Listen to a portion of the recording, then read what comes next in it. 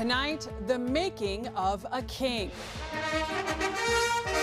In an ancient ceremony with a modern twist, Charles III is formally proclaimed sovereign. Charles III, King. I am deeply aware of this great inheritance. This centuries-old tradition broadcast live for the first time. The proclamation ringing across the realm. I'm Roxana Saberi outside Buckingham Palace, where crowds keep gathering to pay their respects to the late Queen and their new king. At Windsor Castle, brothers unite with their wives, honoring their grandmother and Queen. Also tonight, royal change, symbols of Elizabeth, what stays and what goes.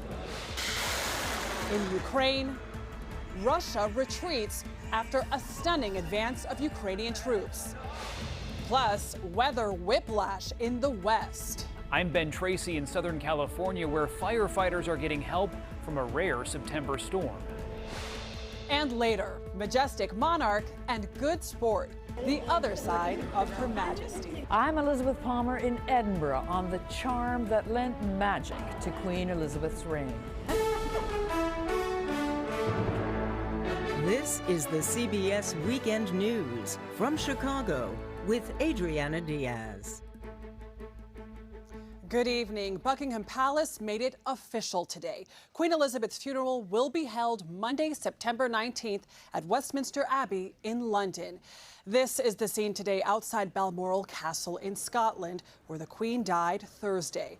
Tomorrow, her coffin will be taken to Holyrood House in Edinburgh, the casket accompanied by their only daughter, Princess Anne. And 500 miles south, this remarkable reunion today.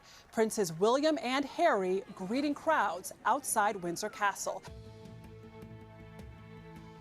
Finally tonight, Queen Elizabeth is being remembered for her stoic and steadfast leadership style in an ever-changing world.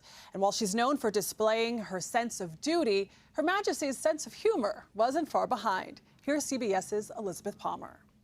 She was at once the UK's majestic sovereign. My lords, pray be seated. And its accessible monarch. On the job, meeting and greeting her people with the perfect blend of reserve and warmth. Canadian Prime Minister of her reign. Thank you, Mr. Prime Minister of Canada, for making me feel so old. Good evening, Mr. Bond. And no one in the UK will forget her star turn in the London 2012 Olympic Games video, when she teamed up with James Bond and apparently jumped out of a helicopter into the Olympic Stadium.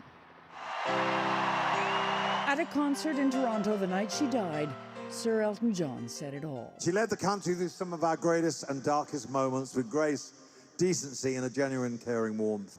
But I'm glad she's at peace, and I'm glad she's at rest, and she deserves it. She's worked bloody hard. A multifaceted monarch, Queen Elizabeth achieved the near impossible for such a public figure.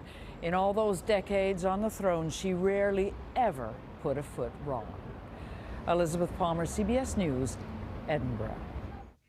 That is the news for this Saturday. There'll be more on the life and legacy of Queen Elizabeth first thing tomorrow on CBS Sunday Morning. Also Sunday, Nora O'Donnell in London anchors a special edition of the CBS Evening News. For now, I'm Adriana Diaz in Chicago. Good night.